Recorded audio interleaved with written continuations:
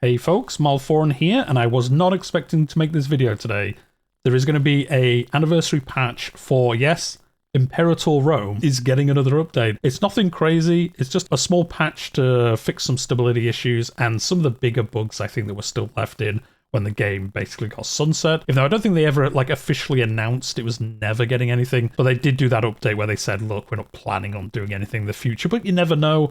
And I think we all knew that was the end of the game. But anyway, we'll go through it. It's going to be a very quick video. If you're interested in Imperator Rome at all, hopefully you'll enjoy this. But yeah, the original tech lead on the game is basically saying he spent a little bit of time working on this little patch to celebrate the launch of the game. And as you can see from the patch notes here, there's nothing too crazy. There's some stability and performance. I know there were some weird crashes that were happening, and this is hopefully going to fix that for people. That's what they're hoping anyway. And then there is some mechanical bugs that are fixed, some game mechanic bugs, levy calculations, and also around annexing countries and prisoners and things like that. Looking in the comments down below, it sounded like these were really well received as bug fixes, so that's good. I did see as well on /Imperator, this subreddit for the game, the same person here, I think, or maybe one of the community team, were also picking up a few other bugs that people were talking about and saying, look, if we can fit them in and they're easy fixes, we will work on them. I think there was one around opinion modifiers sometimes getting out of line and things like that. So hopefully there's some other fixes before this goes live and, well, before the main release goes live. And then as they say here, just a minor patch. It's going to be on open beta on Steam and Windows, and then the plan is to release it on all other platforms at some point in the future. They don't know when.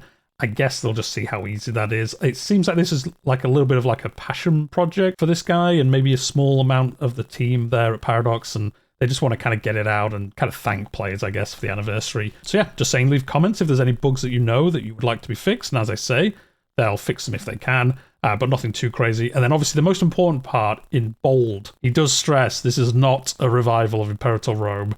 Do not expect any more content or any more patches in the future. This is just to celebrate it. Yeah, it's unfortunate. Like, I'm not sure if any of you played the game. I used to play it on the channel. I've got some playlists if you are interested in how the game played, with some achievement runs and things like that. Some really good achievement runs, actually. I will say, if you played the game before the 2.0, I think it was Marius it was called, the Marius update, I definitely give it a reinstall and play. It was actually really good after the 2.0 launch and the patch, and I think there was DLC at the same time.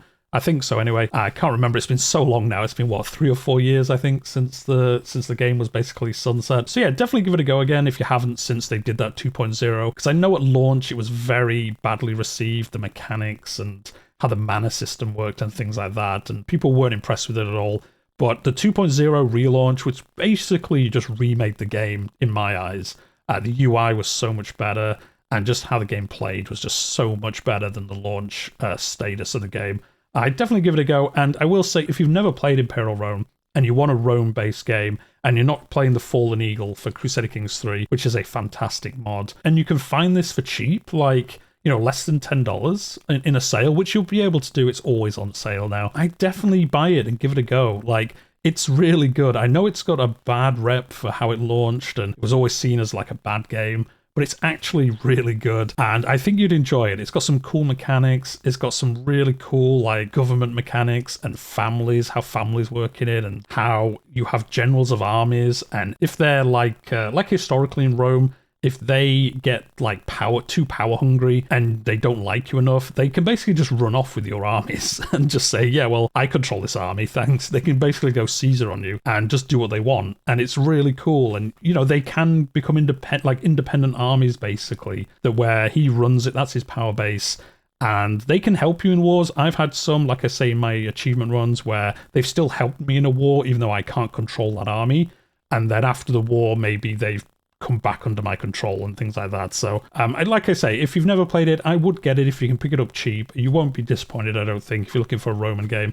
And yeah, if you've not played it since the 2.0 release, I'd definitely give it an install and a game again, because it's actually a underrated game now, I think. But anyway, at that point, I think the shortest ever dev diary video. It's not really a dev diary, but I kind of wanted to cover it just because I used to love playing Imperator Rome. We're going to leave it there for today. Hit like if you've enjoyed it.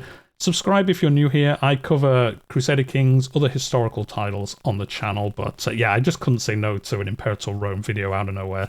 So we'll leave it there for today, and I'll see you in the next one.